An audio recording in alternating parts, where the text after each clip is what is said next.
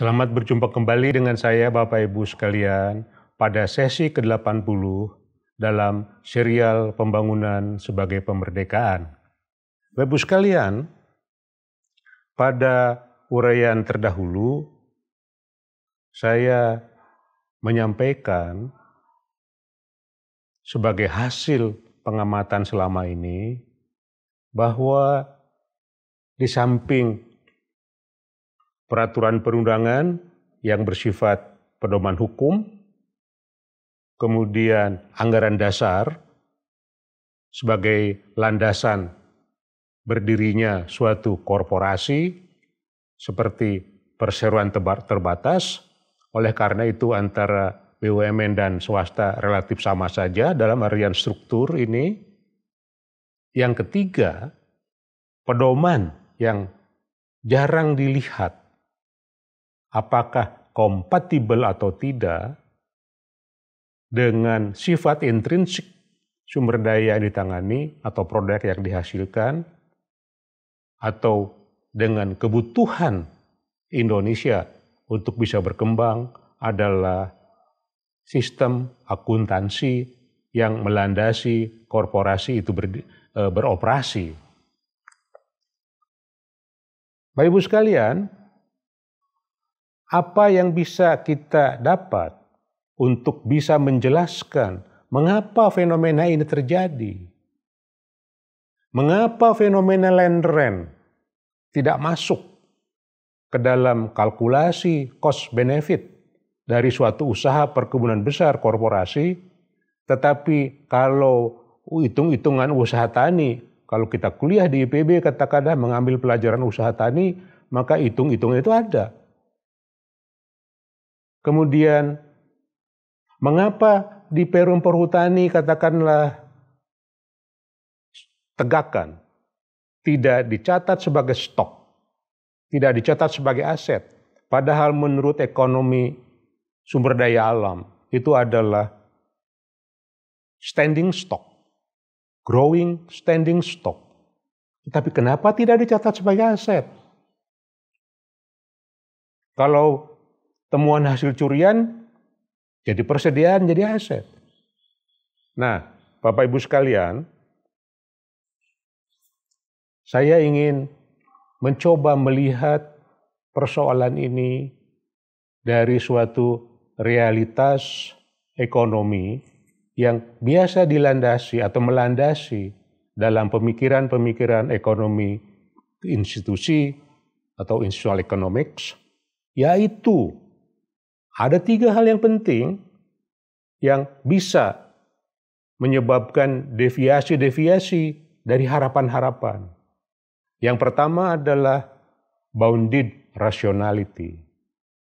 Jadi, menurut teori bounded rationality, kemampuan manajer, kemampuan CEO, kemampuan kita semua untuk melaksanakan kalkulasi sebagaimana dalam rationalistic behavior ya atau optimisasi itu kita tidak mampu.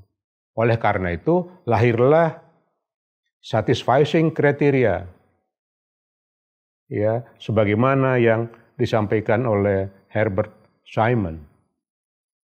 Yang kedua ya adanya yang disebut opportunistic behavior, yaitu setiap agent, setiap pelaku, dia akan memaksimumkan kepentingannya berdasarkan kesempatan-kesempatan yang ada.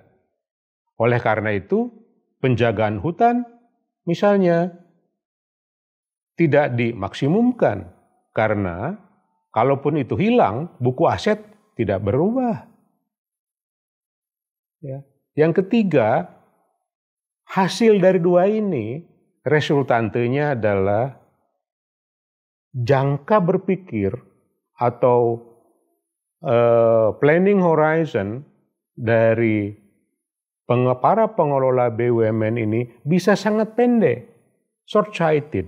Padahal dalam teori kehutanan katakanlah kita harus membuat perencanaan yang disebut infinite planning horizon. perencanaan yang jauh berjangka tanpa batas ke depan. Nah, ini tidak kompatibel dengan sifat-sifat tadi yang mana ukuran tidak kompatibelnya itu dapat kita peroleh dari sistem akuntansi, dari pola manajemen, ya, dan dari pola kerja yang ada, yang mana semuanya itu bisa diidentifikasi menurut output yang dihasilkan, seperti kalau daur jati dari 60 tahun berkurang menjadi 30 tahun, berkurang menjadi 20 tahun katakanlah. Kalau dalam perkebunan yang dihasilkan dari pabrik karet ya tetap saja keram rubber. Misalnya, bahkan dalam karet tidak ada yang menarik, pohon itu sendiri dianggap sebagai salvage. Padahal karet itu adalah perfect substitute untuk ramin. Kenapa demikian? Karena buku akuntansinya begitu. Nah, jadi Bapak Ibu sekalian, sebagai bagian akhir dari serial mengenai perkebunan, perhutani, katakanlah, saya akan menyampaikan suatu kesimpulan yang perlu kita ambil sebagai hal yang mendasar, yaitu apabila kita ingin membuat situasi kompatibel antara tujuan jangka panjang dengan kondisi sekarang, maka yang pertama kali harus direstrukturisasi adalah buku akuntansi itu sendiri. Karena itu menjadi bagian responsibility, accountability yang nantinya menjadi ukuran-ukuran apakah manajemen, owner, katakanlah, menjalankan fungsi korporasinya dengan baik.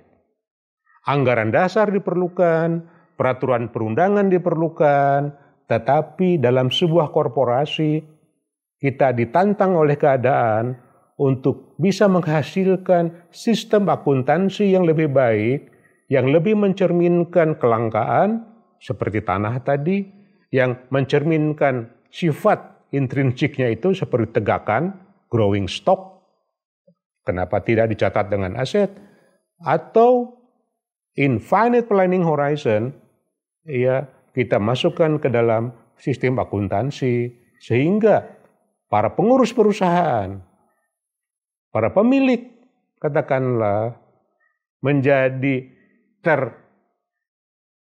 accountable, menjadi responsible terhadap operasi korporasi itu sendiri.